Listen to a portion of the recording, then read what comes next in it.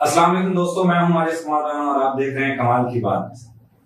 N F studio کے زیر اہتمام اس پروگرام کی دوسری کڑی میں ہمارے ساتھ موجود ہیں میجر شہزاد نعیم۔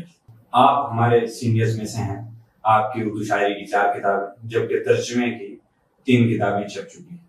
آپ طویل عرصہ سے ادبی رسائل اور جرائد میں چھپ رہے ہیں اور ساتھ ہی ساتھ اردو دنیا کے قدیم ترین ادبی جریدہ ادب لطیف کے نائب مدیر بھی۔ اور اہم بات یہ ہے کہ آپ میرے استاد جی نصرت عارفین صاحب کے استاد محترم بھی۔ تو چلیں ہم شہزاد نیر صاحب سے بات کریں۔ السلام علیکم سر۔ وعلیکم السلام۔ تو کیسے ہیں آپ؟ ٹھیک ٹھاک، بالکل خیریت۔ پہلے تو بہت شکریہ آپ کا کہ آپ نے ہمیں وقت دیا۔ آپ ایسے سینئرز کے ساتھ بیٹھنا ہمارے لیے خوش بختی ہے۔ مجھے بھی اچھا لگا آپ کے پاس آ کر، بات چیت ہوگی انشاءاللہ۔ سر تعارف میں نے کروا دیا ہے، ایک انسان کسی بھی دوسرے انسان کا تعارف کیا کروا سکتا ہے؟ اس میں یقیناً بے شمار چیزیں رہ گئی۔ کچھ آپ اس میں ایڈ کرنا چاہیں، کچھ آپ سمجھیں کہ کچھ اہم بات جو رہ گئی ہے؟ 1-2 باتیں میں کرنا چاہوں گا۔ جو تو آپ نے تعارف کے حوالے سے بات کی، اس بارے میں ایک بڑا اچھا لگتا ہے مجھے جملہ کہ ساری زندگی تو ہم خود کو نہیں جان پاتے تو کسی دوسرے کو کیا جانیں گے۔ جو یہ ہم دعویٰ کر دیتے ہیں نا فلاں کو میں جانتا ہوں، نہیں جان سکتے ہم۔ انسان بدلتا بھی رہتا ہے اور ضروری نہیں کہ 2 سال پہلے جیسا وہ تھا ویسا ہی آج ہو۔ جو آپ نے تعارف کے حوالے سے بات کی کہ ادب لطیف 1935 میں شائع ہونا شروع ہوا تھا، یہیں لاہور ہی سے چودھری برکت علی نے اسے شروع کیا تھا۔ تو انہوں نے ادب لطیف کا اجرا کیا تھا 1935 میں۔ تو قدیم ترین اس اعتبار سے کہ یہ اب تک شائع ہو رہا ہے 1935 سے لے کر 2024 تک، اور ہم پر امید ہیں کہ انشاءاللہ اس کی ہم 100ویں سالگرہ بھی منائیں گے۔ بہت اچھی بات ہے انشاءاللہ۔ عمومی سوال ہے کہ شاعری آپ نے کیوں شروع کی تھی؟ کوئی دل ٹوٹا، کوئی ایسا معاملہ ہوا جس کی وجہ سے آپ شاعری کی طرف آ گئے؟ ہاں، دل ٹوٹا تھا اور ایسا معاملہ بھی ہوا تھا۔ ٹھیک ہے۔ اچھا، شاعروں کے یہ بھی مسئلہ ہے نا کہ شاعروں کا ہر موڑ پہ دل ٹوٹ جاتا ہے، نازک ہوتے ہیں اور تھوڑے حساس ہوتے ہیں۔ یہ ہے کہ میں 80 کی دہائی میں میرا اسکول ٹائم تھا۔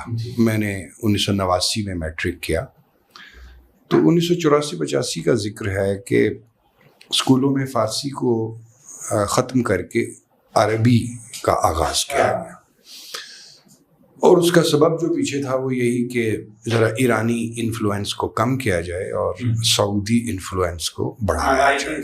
یہ 70s کی بات ہے؟ 80s یہ جنرل ضیاء کے، جی جنرل ضیاء کے زمانے میں مثلاً وہ نماز جو لفظ ہے وہ فارسی کا ہے، تو اس وقت ایک بڑی کوشش کی گئی کہ نماز کی جگہ صلاۃ کا لفظ استعمال کیا جائے۔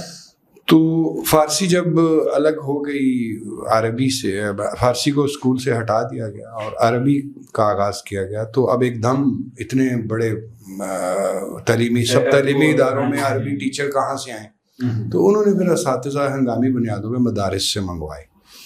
اب مدارس سے جو اساتذہ آتے ہیں ان کا بالکل الگ طریقہ کار ہوتا ہے۔ وہ نظام یہ ہے کہ وہاں ڈنڈا زیادہ چلتا ہے۔ تو ہمارے ایک عربی کے استاد تھے، انہوں نے 7ویں میں پڑھتا تھا میں، جب ہم نے ایڈز کیا تھا نا سر، ہاں تب بہت ٹھنڈا چلتا۔ اب میں نے دیکھا، مطلب دیکھتے ہیں خاندان میں یا دیگر دوستوں کے بچے، اب تو بڑے وہ مانگ رہے تھے۔ جی وہ تبدیلی آتی ہے، آنی بھی چاہیے۔ تو ایک دن یہ ہوا کہ حالانکہ عربی مجھے اچھی آتی تھی تب بھی، اب بھی انہوں نے بلا وجہ ہی نا، شاید کوئی ہلکی پھلکی میں نے شرارت کی ہوگی، تو مجھے نا کافی ساری پٹائی کر دی ڈنڈے سے۔ اب میرے لیے یہ بہت بڑا واقعہ تھا، وہ اس لیے کہ میں پہلی جماعت سے لے کر 10ویں جماعت تک اپنے اسکول میں اول آیا ہمیشہ۔ مجھے اساتذہ مارتے نہیں تھے، انہوں نے جب بہت زیادہ مارا تو میں نے ایک وقت تو سوچا کہ میں نے اسکول ہی چھوڑ دینا، میں نے پڑھنا ہی نہیں ہے، اتنا زیادہ مجھے دھچکا لگا۔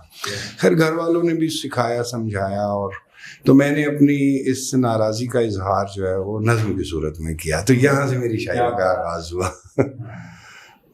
بڑا عجیب آغاز ہے وہ۔ عام طور پہ لوگ کہتے ہیں جی فلاں سے عشق ہوا، تو ہمارے محلے میں وہ سامنے والی بالکنی میں رہتی تھی۔ میں اسی بات پہ ذرا توجہ دینا چاہ رہا تھا کہ ضروری نہیں ہے کہ دل ٹوٹے، ضروری نہیں ہے کہ دل ٹوٹے بھی انسان سے، کسی بھی ظاہر بات ہے کیفیت سے، کسی بھی چیز سے انسان کا معاملہ ہو سکتا ہے. تو اس حساب سے آپ پھر 20 سال ہو اور 20 سال یہ کم و بیش یعنی 35 سے اوپر سال آپ کو. جی وہ خیر جو 7ویں میں نے نظم لکھی، نہ اس میں کوئی وزن تھا نہ اس میں کوئی تھا. یعنی باقاعدہ آپ نے کب سے وہ میٹرک میں نے 1989 میں میٹرک کیا، تو میٹرک سے پہلے ہی میں اپنے استاد حضرت علامہ سید ماجد الباقری ان کے پاس جانا شروع ہو گیا، اور انہوں نے مجھے ابتدائی دروس جو ہیں وہ عروض کے، زبان کے، فصاحت و بلاغت کے، معانی کے، بیان کے، وہ دینا شروع کر دیے تھے. پھر میرے میٹرک کے امتحان آ گئے تو انہوں نے خود مجھے کہا کہ ابھی اپنی توجہ امتحان کی طرف کرو. پھر جب امتحان کے بعد جو 2-3 مہینے نتائج کا انتظار ہوتا ہے، اس میں پھر میں نے جم کے اور ٹک کے اور بڑی کاپیاں بھر دی شاعری کر کر. عمومی طور پہ یہی ہوتا ہے کہ بندہ ایف ایس سی کے آس پاس جو ہے نا، زیادہ تر لوگ، میں نے بھی اسی طرح ایف ایس سی جی میرا جب 7ویں میں آغاز ہو گیا شعر کہنے کا، تو پھر تو ایسے لگا جیسے کوئی بند کھل گیا ہے نا. تو 10ویں تک تو میں نے 2-3 نوٹ بکس بھر دی لکھ کے، لیکن ان میں سے کوئی ایک نظم یا غزل بھی میری کسی کتاب میں شامل نہیں ہے. ظاہر ہے وہ ایک پریکٹس کی چیز ہے. اور ہوتا بھی یہ ہے کہ جب تک ایک انسان کی یا کسی بھی کوئی بھی رہنمائی ہوتی ہے کسی اس کے بغیر جب تک بندہ لکھ رہا ہے تو اس میں اکثر یہ ہوتا ہے کہ بندہ رجسٹر بھر ہی جاتا ہے. جی، اور وہ ہوتا بڑا قیمتی اثاثہ ہے، اور ہوتا بھی عجیب کانفیڈنس ہوتا ہے. لیکن جس شخص میں وہ جو اپنی ابتدائی کچی پکی چیزیں ہیں اس سے آگے گزرنے کا حوصلہ نہیں ہے، اور وہ والی نوٹ بکس جلانے کا حوصلہ نہیں ہے یا پھاڑ کے پھینکنے کا حوصلہ نہیں ہے، وہ آگے نہیں بڑھ سکتا. اچھا، اس میں تو ایک چیز یہ بھی ہو سکتی ہے نا سر، مثال کے طور پہ کسی کے پاس ابھی بھی مطلب پڑھی ہوئی چیزیں تو وہ اس نے اس لیے رکھی ہوں کہ یار پڑھی رہے ہوں، یہ یادگار. آگے گزرنے سے مراد یہی ہے کہ ان کو بھول جائے، انہیں نہ ساتھ لے کے چلے. بالکل ٹھیک ہے. ہاں، یہ اس طرح ہے.